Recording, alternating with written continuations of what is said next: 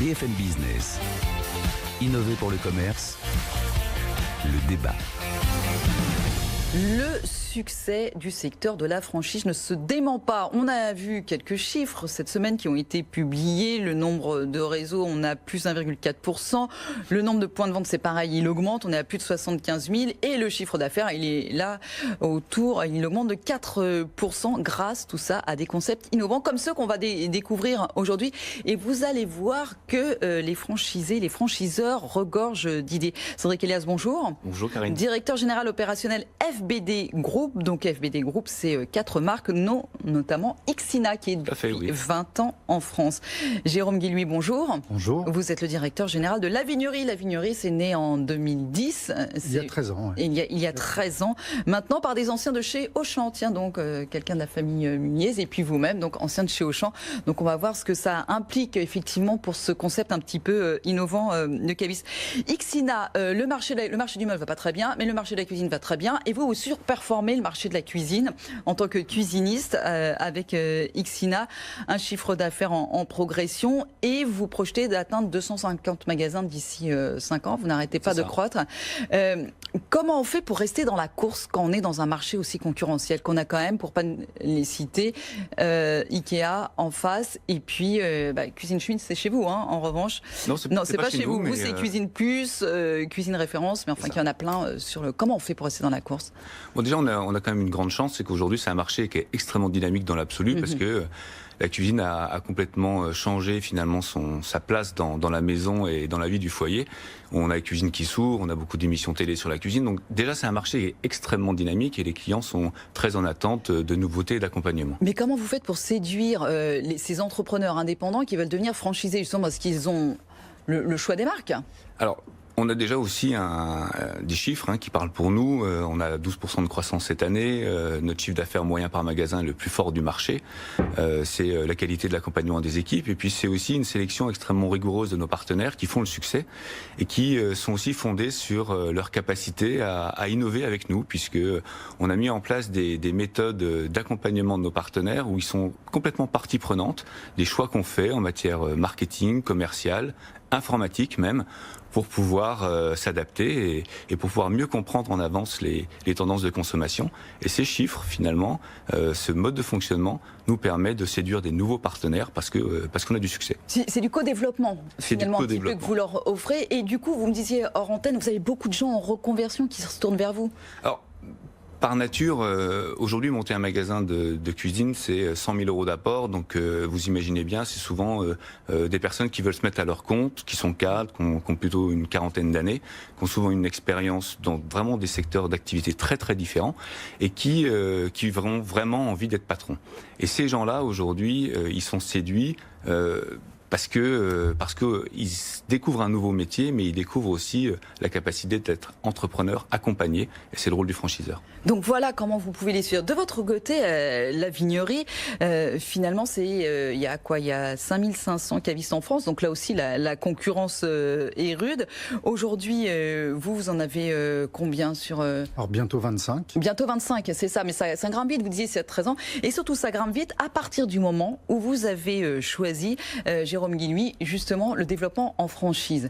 Alors, votre spécificité, là aussi, pour les séduire, vous les supportez dans le bon sens du terme dans cette aventure-là, les franchisés? Alors nous, on les supporte surtout financièrement, puisqu'on porte le stock pour eux. Ça veut dire qu'on leur procure des magasins qui font entre 3 à 500 mètres carrés, ce qui est très grand pour une cave, puisque en général, une cave en France fait à peu près 50 mètres carrés. À savoir que 9 bouteilles sur 10 sont vendues dans la grande distribution aujourd'hui. 9 bouteilles sur 10 de vin. Hein. Et donc, il n'y a qu'une bouteille sur 10 qui est vendue chez les spécialistes, dont on fait partie. Donc, on a un boulevard gigantesque pour tous les spécialistes en France, sachant que c'est un marché où les gens veulent boire moins, mais veulent boire mieux. Donc, ils veulent être sûrs d'où viennent les produits, comment sont faits les produits, est-ce qu'on peut goûter les produits. Et nous, on leur apporte en plus, pour le consommateur, des prix, une attractivité, un grand choix, et puis aussi une grande dynamique commerciale. Alors nos affiliés, puisque ce sont des affiliés chez nous, qui est une autre forme juridique de la franchise, viennent chez nous avec 50 000 euros. Ils ont un magasin qui va faire entre 3 et 500 mètres carrés et qui peut faire jusqu'à 2 millions de chiffres d'affaires. Ce qui est 5 à 6 fois plus qu'un caviste traditionnel. Donc tous les soirs, quand ils s'endorment tranquillement, pas de besoin en fonds de roulement, pas de problème de trésorerie, puisqu'on s'occupe de ça en amont avec le savoir-faire qu'on a développé depuis 10 ans. Et comme vous vous en occupez, en plus, vous êtes sûr de ce qu'il y a à l'intérieur, parce que c'est aussi le choix que vous avez quand même un petit contrôle dessus. On voit bien l'autre côté derrière. Alors ça, c'est pour séduire, on l'a vu, les franchisés, en tout cas ou les affiliés. Et puis, il faut séduire les clients aussi, parce que ce qui fait la croissance, bien sûr, c'est l'achat final. Vous le disiez. Chez Ixina, vous êtes assez en avance sur la digitalisation.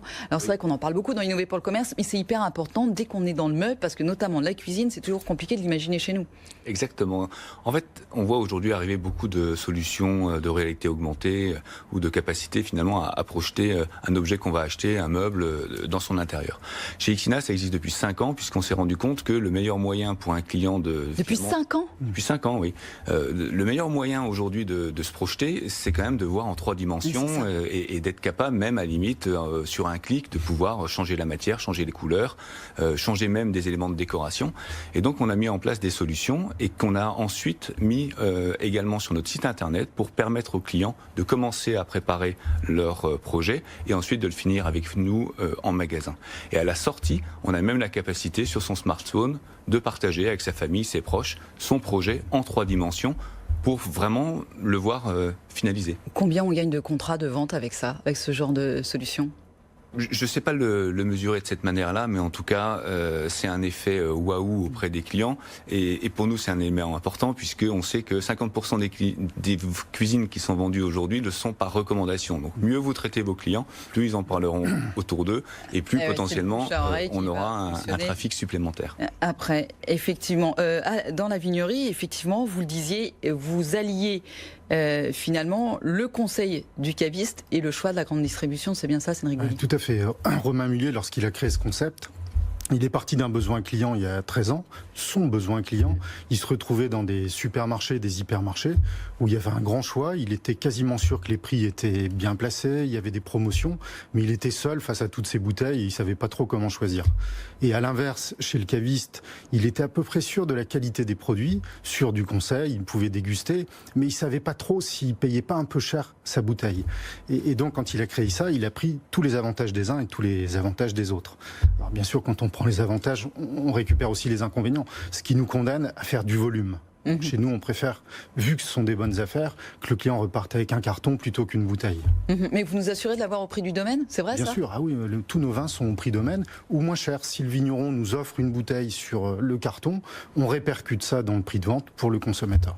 Mais là, on est dans un concept plutôt proche de, on va dire quoi, de l'entrepôt, du magasin, que de la jolie boutique caviste du centre-ville. Je fais exprès de jouer la provoque. Mais on est en périphérie. Vous verrez que nos boutiques sont très jolies aussi. Ok, en périphérie en tout cas de ville. Ouais, on est plutôt dans les retail parks, effectivement, puis ce sont des grandes surfaces. Il nous faut du parking, et le parking, c'est plus compliqué à trouver en centre-ville. Pour mettre les cartons de vin, c'est sûr, il faut du parking. En tout cas, à consommer avec modération, on rappelle, vous le disiez tout à l'heure. Merci beaucoup à tous les deux. On rappelle, vous serez tous les deux, j'imagine, au Salon de la franchise qui arrive bientôt au mois de mars pour présenter effectivement tout ça. On retrouvera aussi tous les chiffres à ce moment-là de la Fédération de la franchise. Merci beaucoup à tous les deux. Cédric Elias, directeur général opérationnel FBD Group pour Ixina, et Jérôme Gouy, directeur général de la vignerie. Merci Karine. Restez encore un petit peu un instant avec nous.